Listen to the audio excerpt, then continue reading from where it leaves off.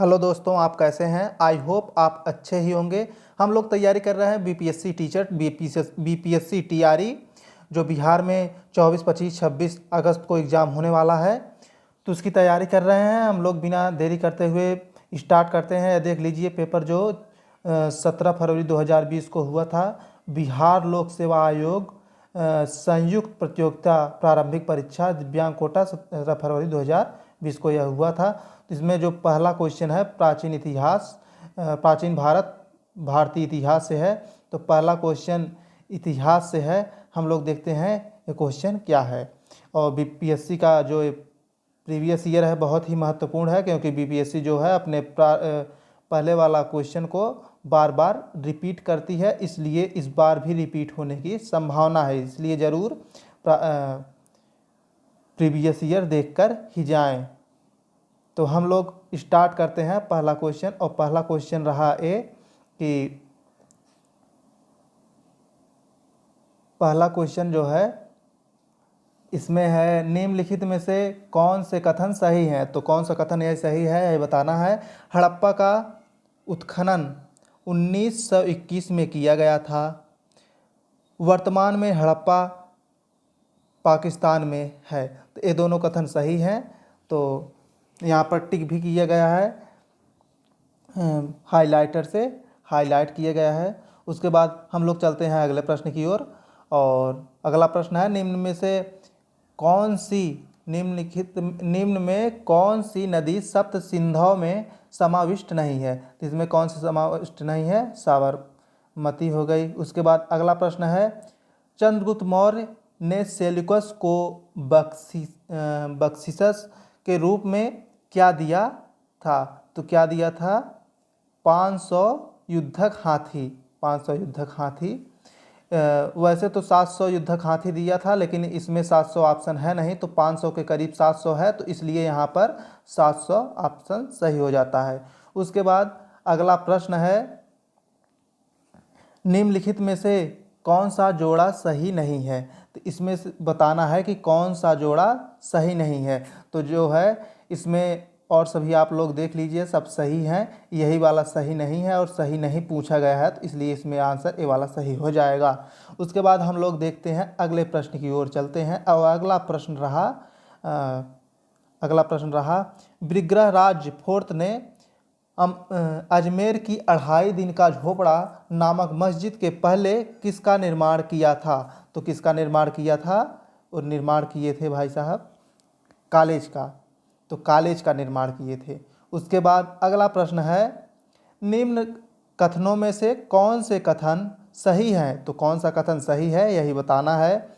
कल्हड़ का ग्रंथ राजतरंगित संस्कृत में है, यह सही है। इब्न बतूता को दिल्ली का काजी नियुक्त किया गया था, ये भी सही है। और अब्दुल हदीद लाहौरी का पादशाहनामा शाहजहां के शासन के बारे में है, ये भी सही है। अमीर खुसरो सितार का आविष्कारक था, ये भी सही है। इसलिए इसमें जो सही वाला ऑप्शन हो जाएगा ये वाला सही हो जाएगा, ऑप्शन 2 सब सही है इसमें। उसके बाद अगला प्रश्न है गौतम बुद्ध ने अपना प्रथम उपदेश कहाँ दिया था। तो कहाँ दिए थे? सारनाथ में दिए थे गौतम बुद्ध।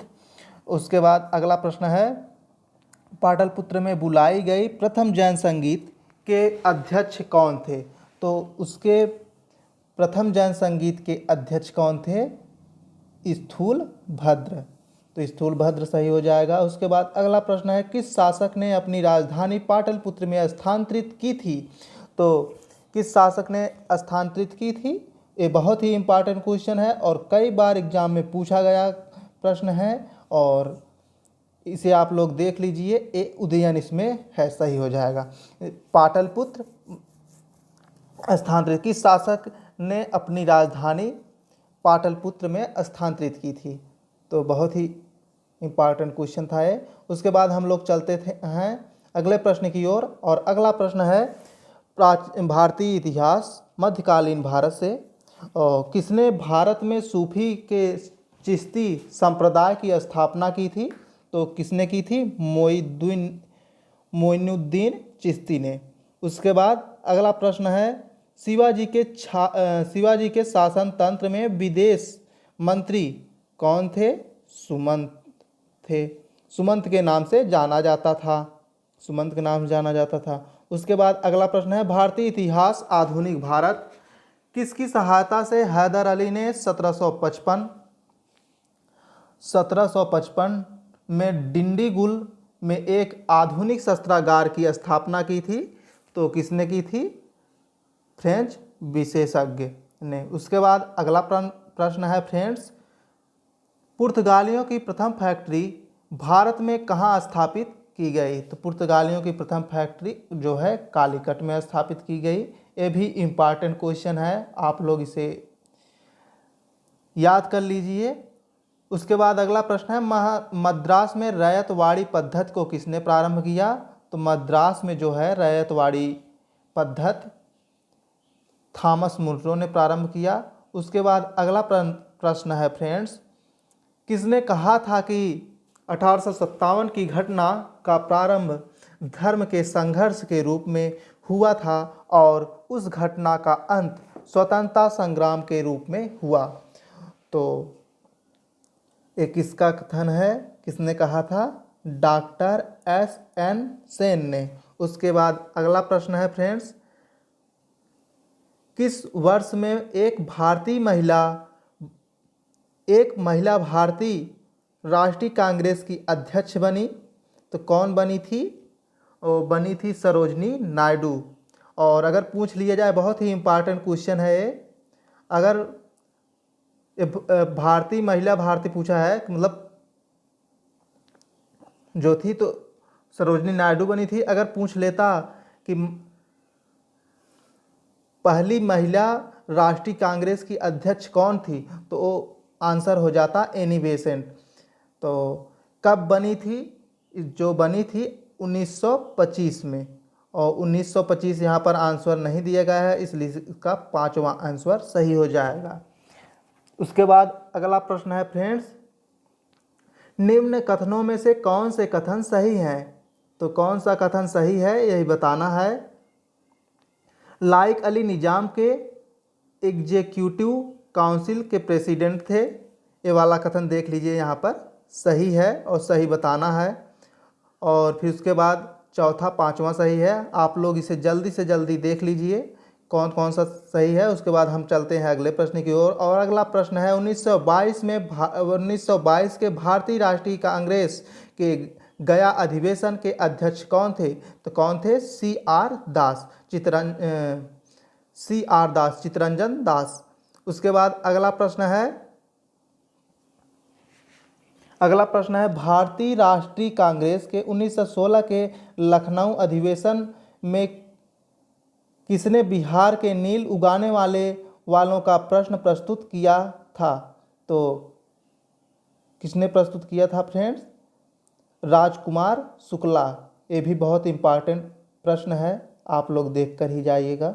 और उसके बाद अगला प्रश्न है, हिंदू पेट्रियाट का संपादक कौन था? हिंदू पेट्रियाट का संस्थापक हरिश्चंद्र मुखर्जी थे। उसके बाद अगला प्रश्न है, इंडियन एसोसिएशन का नेतृत्व किसने किया था? इंडियन एसोसिएशन का नेतृत्व किसने किया था?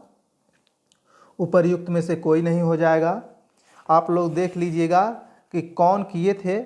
उसके बाद अगला प्रश्न है फ्रेंड्स, साम्राज्य के अंतर्गत स्वशासन नामक उद्देश्य को मुस्लिम लीग ने कब स्वीकार किया? तो कब स्वीकार किए थे?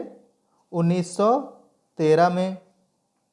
उसके बाद अगला प्रश्न है फ्रेंड्स, होम चार्टेज या ब्रिटेन में भारतीय सरकार के खर्चे में समाहित थे? तो इसमें हो जाएगा 5वां आंसर सही है। उसके बाद अगला प्रश्न है फ्रेंड्स, 1897 के भारतीय राष्ट्रीय कांग्रेस के अमरावती अधिवेशन को किसने 3 दिवसीय तमाशा कहा था? तो किसने कहा था 3 दिवसीय तमाशा? अश्विनी कुमार दत्त ने। उसके बाद अगला प्रश्न है फ्रेंड्स, अगला प्रश्न है, जिम्मरमैन योजना से संबंधित व्यक्ति थे? तो कौन थे? वीरेंद्रनाथ चट्टोपाध्याय।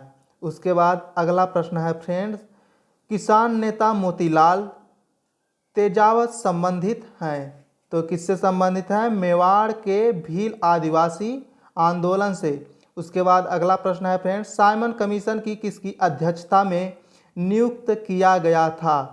तो किसकी अध्यक्षता में? Sir John Simon. उसके बाद अगला प्रश्न है फ्रेंड्स, 1920 के मध्य में हिंदुस्तानी सेवा दल की शुरुआत किसने की थी? तो किसने की? एन.एम. हार्डिकर। एन.एम. हार्डिकर। उसके बाद अगला प्रश्न है फ्रेंड्स, बम्बई योजना में प्रस्ताव था। इसमें जो हो जाएगा पांचवा क्वेश्चन, पांचवा आंसर सही हो जाएगा। उसके बाद अगला प्रश्न है फ्रेंड्स, जमशेदपुर लेबर एसोसिएशन की स्थापना 1920 में किसने की? तो किसने किया था? एस.एन. हल्दर। एस.एन. हल्दर। उसके बाद अगला प्रश्न है फ्रेंड्स, भारतीय राष्ट्रीय कांग्रेस के 27वें सम्मेलन की अध्यक्षता किसने की? तो 27वें अध्यक्षता जो हो जाएगा उपर्युक्त में से कोई नहीं, इसमें पांचवा आंसर सही हो जाएगा। उसके बाद अगला प्रश्न है फ्रेंड्स, 124वां संवैधानिक संशोधन संबंधित है, किससे संबंधित है? आरक्षण से। उसके बाद अगला प्रश्न है, मानवाधिकार संरक्षण संशोधन अधिनियम 2019 द्वारा राष्ट्रीय मानवाधिकार आयोग में सदस्यों की संख्या कितनी बढ़ाई गई है? कितनी बढ़ाई गई है? 2019 द्वारा है तो 1। उसके बाद अगला प्रश्न है, भारत के प्रथम लोकपाल का नाम है? तो क्या नाम है? पीसी घोष। पीसी घोष का पूरा नाम है क्या है? आप लोग कमेंट बॉक्स में बता दीजिएगा। उसके बाद हम चलते हैं अगले प्रश्न की ओर, और अगला प्रश्न क्या है? हाल ही में पारित 3 तलाक बिल 2019 में अधिकतम कितनी अवधि की जेल की सज़ा का प्रावधान है? तो कितने? 3 वर्ष तक। उसके बाद अगला प्रश्न है, अनुच्छेद 35A के प्रावधान को भारतीय संविधान में शामिल किया गया था। इसका जो आंसर होगा 1954 ईस्वी में। उसके बाद अगला प्रश्न है, मणिपुर राज्य का गठन हुआ था। मणिपुर का राज्य का गठन 1972 में। उसके बाद अगला प्रश्न है, भारत में न्यायिक पुनरावलोकन का आधार है कानून द्वारा स्थापित प्रक्रिया। उसके बाद अगला प्रश्न है फ्रेंड्स, भारत में राष्ट्रपति का चुनाव किया जाता है संसद और राज्य विधानसभाओं द्वारा। उसके बाद अगला प्रश्न है फ्रेंड्स, संसद के संयुक्त सत्र की अध्यक्षता कौन करता है? तो कौन करता है? लोकसभा का अध्यक्ष। बहुत ही इम्पॉर्टेंट, बहुत बार आया हुआ क्वेश्चन, आप लोग इसे ध्यान से पढ़ लीजिए। उसके बाद अगला प्रश्न है, संविधान द्वारा केंद्रीय सरकार की कार्यपालिका शक्ति निहित की गई है राष्ट्रपति में। उसके बाद अगला प्रश्न है, पंचायती राज को किस संवैधानिक संशोधन के आधार पर संवैधानिक दर्जा प्रदान किया गया? तो यह 73वां संविधान संशोधन। बहुत ही बार पूछा गया क्वेश्चन है और अलग अलग कॉम्पिटिटिव एग्जाम में यह प्रश्न पूछा गया है। उसके बाद चलते हैं अगले प्रश्न की ओर, और अगला प्रश्न है, भारत में महिलाओं के लिए किस राजनीतिक संस्था में स्थान आरक्षित है? तो इसका आंसर हो जाएगा पंचायती राज। उसके बाद अगला प्रश्न है, व्यवस्थापिका के रिक्त स्थान की पूर्ति के लिए होने वाले विशेष चुनाव को कहते हैं उपचुनाव। उसके बाद अगला प्रश्न है फ्रेंड्स, वर्तमान में सर्वोच्च न्यायालय के न्यायाधीशों की संख्या है तो कितनी है? उपर्युक्त में से कोई नहीं, क्योंकि जो है 31 से बढ़कर 34 संख्या हो गई है। सर्वोच्च न्यायालय में मुख्य न्यायाधीश सहित संख्या हो चुकी है 34। उसके बाद अगला प्रश्न है, सामुदायिक विकास कार्यक्रम प्रारंभ हुआ। सामुदायिक विकास कार्यक्रम 2 अक्टूबर 1952 को प्रारंभ हुआ था। उसके बाद अगला प्रश्न है फ्रेंड्स, पंचायत के चुनाव कराने हेतु निर्णय कौन लेता है? तो कौन लेता है? राज्य सरकार। उसके बाद अगला प्रश्न है, सौरमंडल का सबसे चमकदार ग्रह कौन सा है? तो सबसे चमकदार ग्रह शुक्र है, शुक्र है। उसके बाद अगला प्रश्न है फ्रेंड्स, भारत का भूगोल। तुम्मालपल्ले खदान, जिसे दुनिया का सबसे बड़ा यूरेनियम का भंडार माना जाता है, अवस्थित है। तो कहाँ अवस्थित है? आंध्र प्रदेश में अवस्थित है। उसके बाद अगला प्रश्न है, जवाहर सुरंग का निर्माण निम्न में से किस दर्रे के अंतर्गत किया गया है? तो बनिहाल दर्रा में। उसके बाद अगला प्रश्न है, दक्कन ट्रैप पठार का गठन किस काल में हुआ था? तो किस काल में हुआ था? क्रीटेशियस। उसके बाद अगला प्रश्न है, पश्चिम घाट उत्तर पूर्वी क्षेत्र की पहाड़ियों और अंडमान एवं निकोबार द्वीप समूह में पाए जाने वाले वनों को चुनिए। तो क्या हो जाएगा इसमें? उष्णकटिबंधीय सदाबहार वन। उसके बाद अगला प्रश्न है फ्रेंड्स, निम्न में से किस राज्य में वन का विस्तार 75% से अधिक नहीं है? मध्य प्रदेश। उसके बाद अगला प्रश्न है फ्रेंड्स, निम्न कथनों पर विचार कीजिए और सही की पहचान कीजिए। तो पहला है, ग्रेटर हिमालय अपनी निरंतरता के लिए जाना जाता है। दूसरा है, हिमालय अपनी व्यापकता और अनुप्रस्थ घाटियों के लिए जाना जाता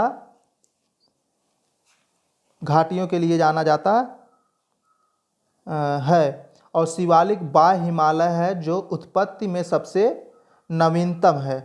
तो इसमें जो हो जाएगा, पहला और तीसरा कथन सही है। उसके बाद इसमें जो है पहला और तीसरा कथन सही था। उसके बाद अगला प्रश्न है फ्रेंड्स, भारत के एक राज्य की निम्न विशेषताएं हैं। पहला, इसका उत्तरी भाग शुष्क और अर्धशुष्क है। दूसरा, इसके मध्य भाग में कपास की खेती होती है। तीसरा, खाद्यान्न फसलों की तुलना में नकदी फसलों की प्रमुखता दी जाती है। तो इसमें कौन सी विशेषताएं हैं भारत के राज्य की, तो वही बताना है। तो यह जो विशेषताएं हैं, एक गुजरात राज्य की विशेषताएं हैं। तो उसके बाद अगला प्रश्न है, विश्व का भूगोल। विश्व का भूगोल से प्रश्न है, वर्तमान में सक्सगाम घाटी है चीन के शासन में। उसके बाद अगला प्रश्न है, आरामको तेल कंपनी किस देश से संबंधित है? सऊदी अरब। उसके बाद अगला प्रश्न है फ्रेंड्स, निम्न में से सबसे लंबी पर्वत श्रृंखला है? तो सबसे लंबी पर्वत श्रृंखला राकी है। उसके बाद अगला प्रश्न है फ्रेंड्स, क्राल एक प्रकार की निर्मित संरचना है। तो निर्मित संरचना दक्षिण अफ्रीका की।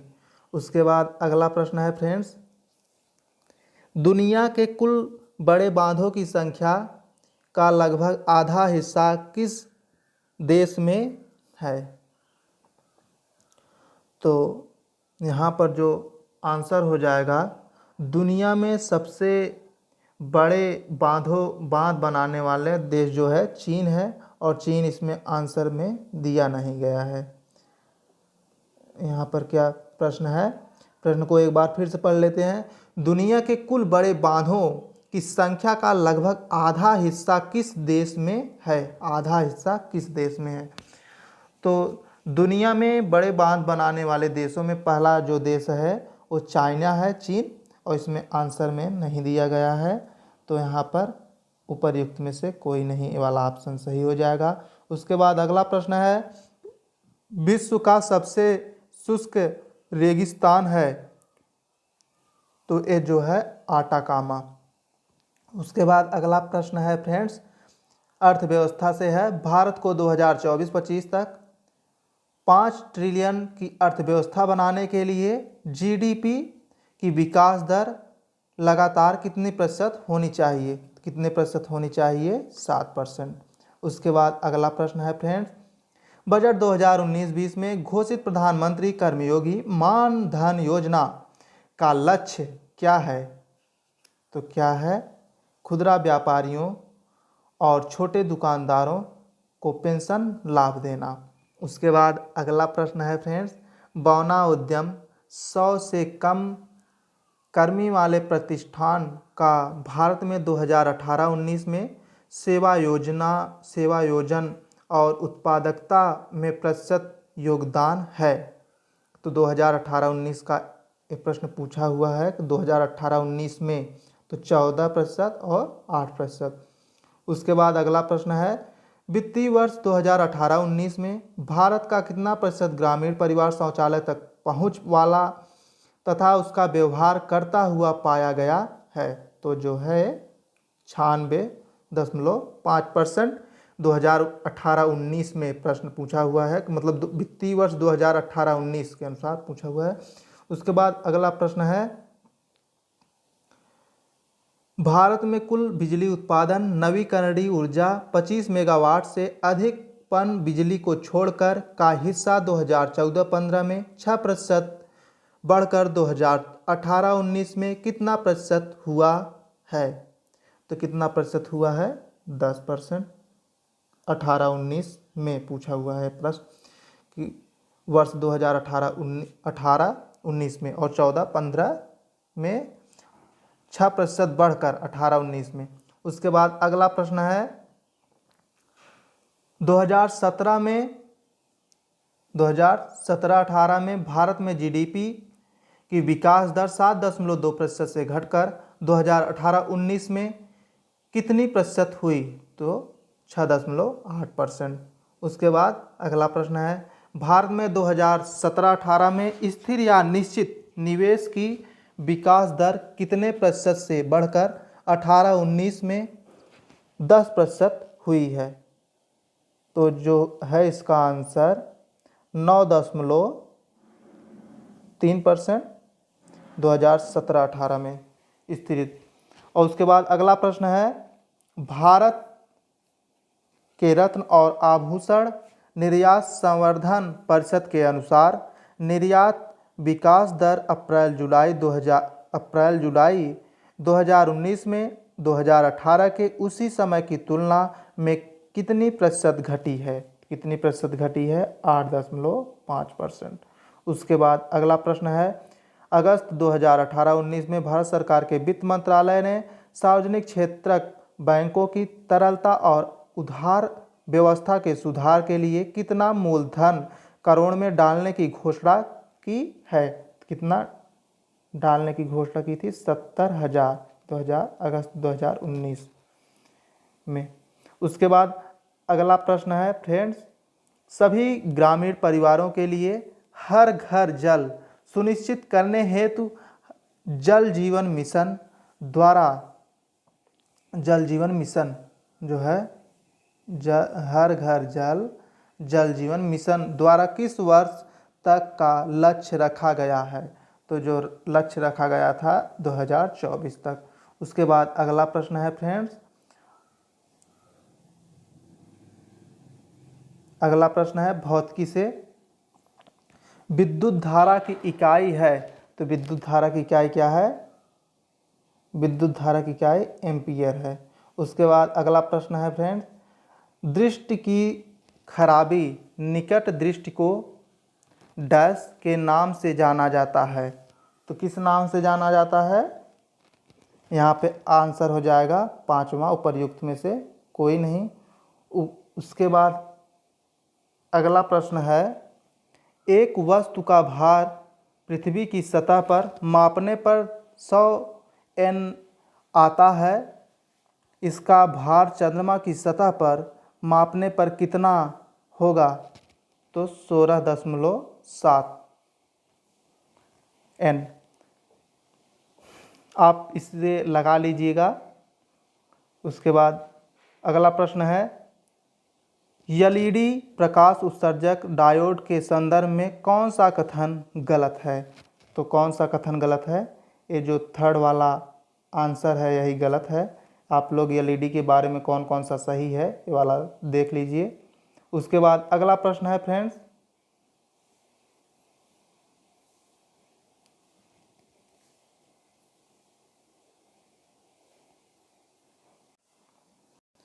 उसके बाद अगला प्रश्न है फ्रेंड्स, सौर भट्टी में ऊर्जा प्रयुक्त सौर भट्टी में प्रयुक्त होता है, क्या प्रयुक्त होता है? अवतल दर्पण। उसके बाद अगला प्रश्न है, अति सूक्ष्म वस्तुओं को देखने के लिए प्रयोग किया जाने वाला प्रकाशिक उपकरण है, तो क्या है?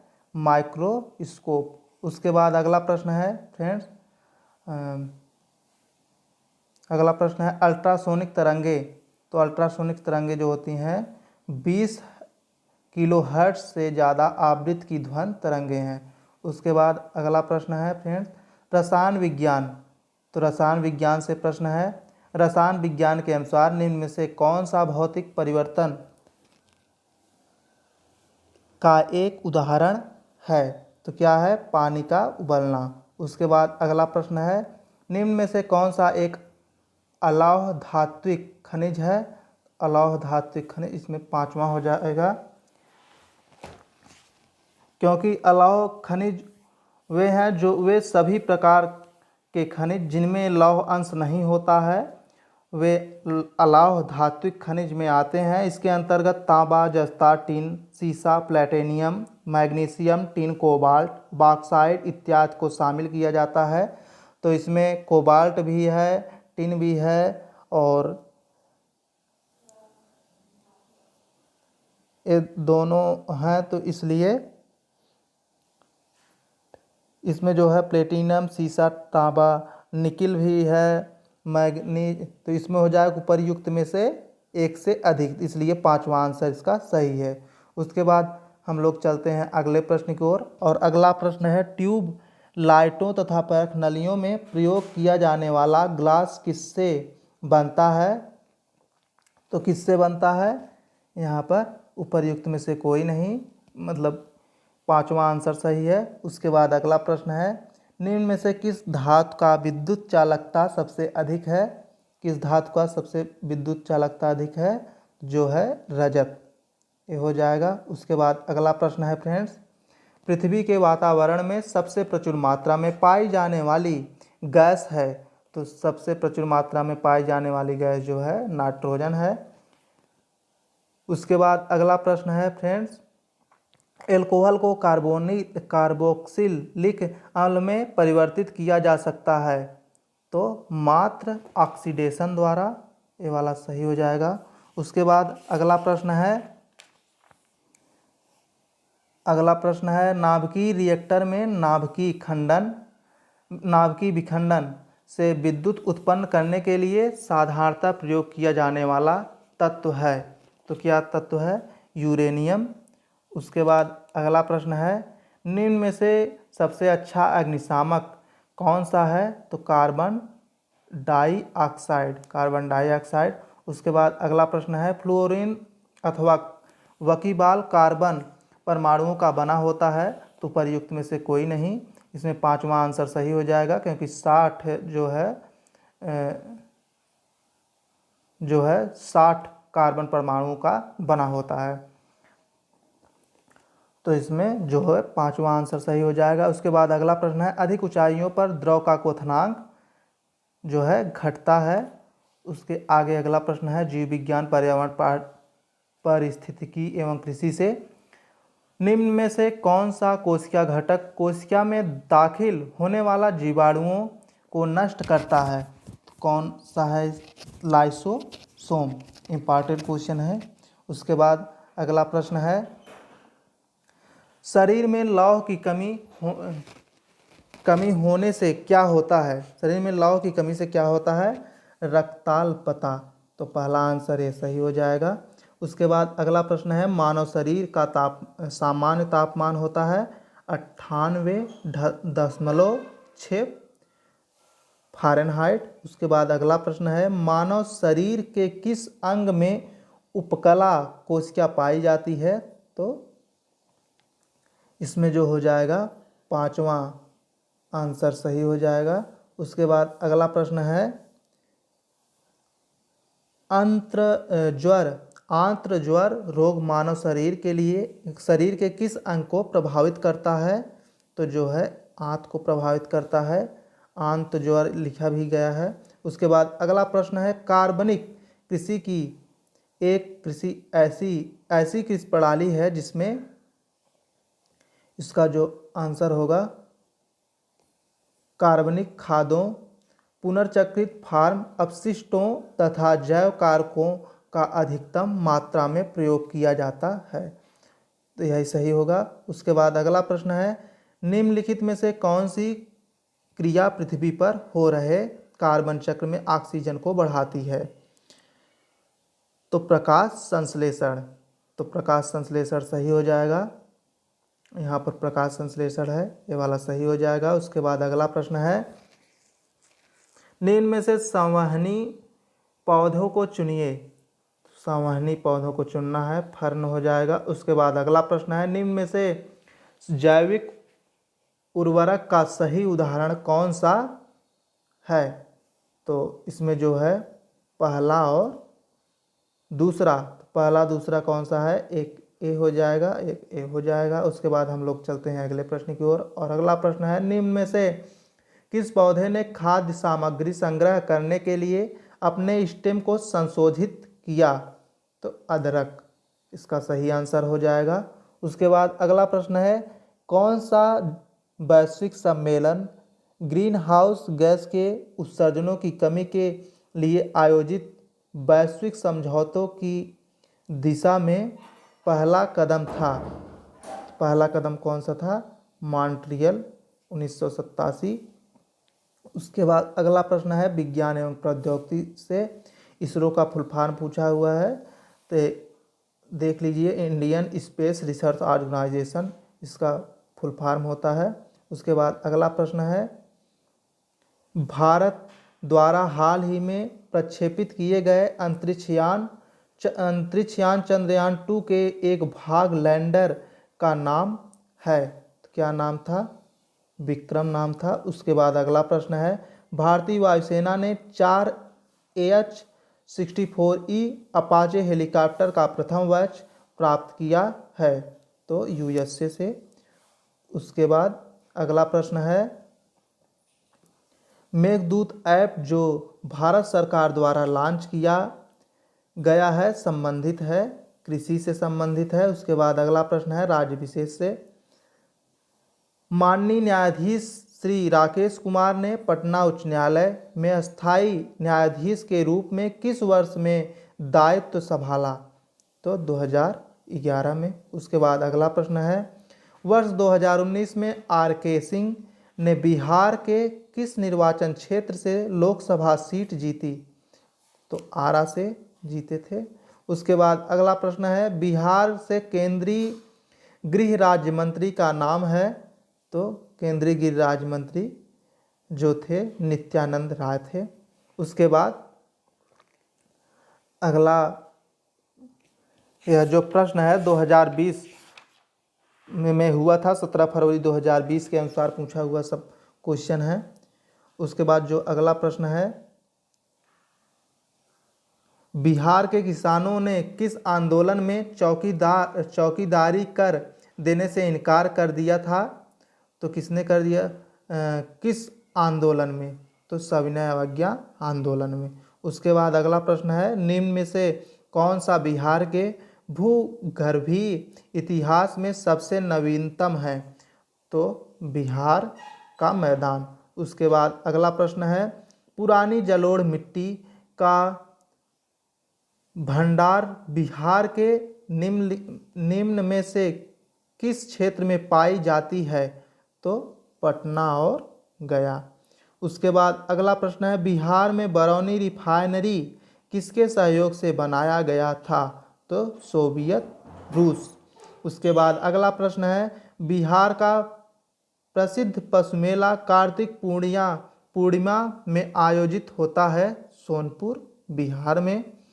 उसके बाद अगला प्रश्न है, दक्षिण बिहार में प्रचलित परंपरागत जल संरक्षण सिंचाई पद्धति कहलाती है? आहर और पैन। उसके बाद अगला प्रश्न है, जो अगला प्रश्न है, निम्नलिखित में से किस स्थान पर कोसी नदी गंगा नदी से मिलती है? तो बहुत इंपॉर्टेंट और बहुत बार पूछा हुआ क्वेश्चन, कुर्सेला में। उसके बाद अगला प्रश्न है विक्रमशिला डॉल्फिन अभ्यारण्य बिहार के किस जिले में है? तो भागलपुर जिले में है विक्रमशिला डॉल्फिन अभ्यारण्य। उसके बाद अगला प्रश्न है बिहार का प्रति व्यक्ति सकल राज्य घरेलू उत्पाद जीएसडीपी 2017-18 में वर्तमान कीमतों पर 42,242 रुपये था। स्थिर कीमतों का आभार वर्ष 2011-12 पर प्रति व्यक्ति जीएसडीपी का अनुमान क्या था? तो क्या था? पहला आंसर सही हो जाएगा। उसके बाद अगला प्रश्न है 2018-19 में बिहार का कौन सा जिला स्थिर कीमतों पर आधार वर्ष 2011-12 3 सबसे समृद्ध जिलों प्रति व्यक्ति आय के अनुसार में से एक है? तो कौन सा है? बेगूसराय। 2011-12 देख लीजिए प्रश्न क्या पूछा हुआ है 2018-19 में, तो प्रश्न आप लोग देख लीजिएगा ध्यान से। उसके बाद अगला प्रश्न है बिहार 2018-19 की तुलना में 2018-19 में राज्य अविशेष ने लगभग कितने प्रतिशत की वृद्धि का अनुमान है? तो कितने प्रतिशत का अधिशेष जो है 44% का। उसके बाद अगला प्रश्न है बिहार में मोटे अनाज का कुल उत्पादन लाख टन में 2017-18 में और उसकी विकास दर 2013-14 एवं 2017-18 के बीच थे। क्या थे? 3.15 और 6%। उसके बाद अगला प्रश्न है बिहार में सामाजिक विकास को बढ़ावा देने में जीविका ने अभूतपूर्व सफलता प्राप्त की है। सितंबर 2018 तक गठित स्वयं सहायता समूहों की अनुमानित संख्या थी। तो क्या संख्या थी? 8.17 लाख। उसके बाद अगला प्रश्न है किसान क्या करें किसने लिखी? तो किसने लिखी? स्वामी सहजानंद सरस्वती ने लिखी। उसके बाद अगला प्रश्न है मदरलैंड को किसने प्रकाशित किया? मजरुल हक ने। उसके बाद अगला प्रश्न है पटना युवक संघ की स्थापना हुई 1927 में। उसके बाद अगला प्रश्न है समसामयिकी से किस राज्य में हाल ही में मॉब लिंचिंग एवं ऑनर किलिंग के विरुद्ध अधिनियम पारित किया है? तो राजस्थान। उसके बाद अगला प्रश्न है भारत की पहली निजी ट्रेन का नाम है? तो उपर्युक्त में से कोई नहीं इसका हो जाएगा, क्योंकि जो ट्रेन है वो है तेजस एक्सप्रेस निजी ट्रेन। उसके बाद अगला प्रश्न है T20 शारीरिक विकलांगता विश्व क्रिकेट सीरीज 2019 की ट्रॉफी का विजेता है भारत। उसके बाद अगला प्रश्न है उसके बाद अगला प्रश्न जो है दीपा मलिक किस खेल से संबंधित हैं? तो जो दीपा मलिक हैं वो हैं 60 फुट गोला फेंक से संबंधित हैं और भाला फेंक और 60 फुट में कांस्य पदक जीत चुकी हैं। तो इसमें जो है उपर्युक्त में से कोई नहीं। रियो पैरा ओलंपिक खेल 2016 की 60 फुट गोला फेंक की F53 स्पर्धा में दीपा मलिक ने रजत पदक जीता था। पैरा ओलंपिक खेलों में मेडल जीतने वाली दीपा पहली भारतीय महिला बन गई हैं। इसके अलावा वह एशियाई खेलों में भाला फेंक और 60 फुट में कांस्य जीत चुकी हैं। उसके बाद अगला प्रश्न है फ्रेंड्स भारत के नव नियुक्त कैबिनेट सचिव हैं राजीव गाबा। उसके बाद अगला प्रश्न है वर्ष 2020-22 में G20 शिखर सम्मेलन कहाँ देश करेगा? तो जो भारत होगा। उपर्युक्त में से कोई नहीं, क्योंकि इसमें भारत ऑप्शन नहीं दिया गया है। उसके बाद अगला प्रश्न है हाल ही में अपने नए जॉब ट्रैकमैन के रूप में धनबाद में दायित्व ग्रहण करने वाले IIT बॉम्बे के स्टूडेंट का क्या नाम है? तो श्रवण कुमार। उसके बाद अगला प्रश्न है, भागीरथी देवी को किस क्षेत्र में पद्मश्री पुरस्कार 2019 में दिया गया? तो 2019 बात कर रहा सार्वजनिक मामले में। उसके बाद अगला प्रश्न है, 66वें राष्ट्रीय फिल्म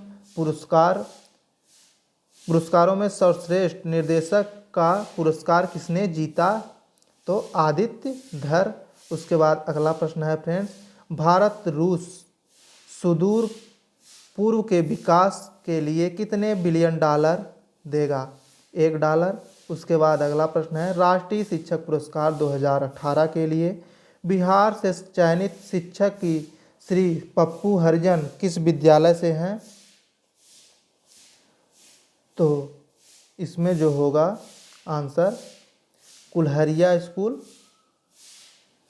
उसके बाद अगला प्रश्न है फ्रेंड, रोमिला थापर हैं? तो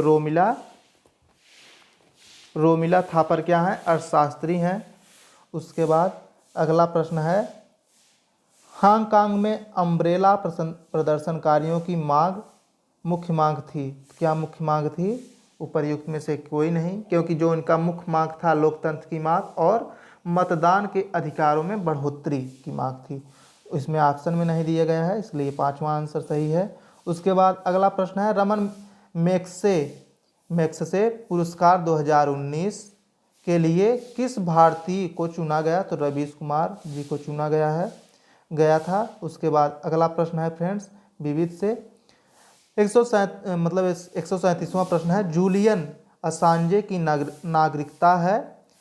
तो ऑस्ट्रेलियन है। क्या है? ऑस्ट्रेलियन। उसके बाद अगला प्रश्न है, हाल ही में G20 शिखर सम्मेलन का आयोजन किया गया? तो ओसाका में। उसके बाद अगला प्रश्न है, वरुण नौसैनिक अभ्यास किया गया? इसमें जो आंसर सही हो जाएगा 5वां आंसर सही होगा। उसके बाद अगला प्रश्न है फ्रेंड्स, अर्जुन पुरस्कार किस वर्ष से प्रारंभ हुआ? तो जो प्रारंभ हुआ अर्जुन पुरस्कार 1961 से। उसके बाद जो है रीजनिंग और मैथ का प्रश्न है, 140 क्वेश्चन हम लोग कर चुके हैं और 150 प्रश्न होता है बीपीएससी में, तो 10 प्रश्न और बाकी हैं। और जो बीपीएससी टीआरई वाला जो एग्ज़ाम है टीचर वाला, उसमें 120 प्रश्न रहेंगे। तो इसमें 150 है, 10 प्रश्न है मैथ रीजनिंग का इसमें, तो आप लोग देख लीजिए इसमें मैथ रीजनिंग का क्या प्रश्न है। उसके बाद इसे रोक कर इसे सॉल्व कर लीजिएगा और हम मिलेंगे अगले नेक्स्ट क्लास में, अगले पिछले प्रीवियस ईयर के साथ जो हुआ है पहले। यदि यह आपको वीडियो अच्छा लगा हो तो लाइक कर दीजिए, और यदि आप चैनल पर नए हो तो इस चैनल को सब्सक्राइब कर दीजिए। धन्यवाद।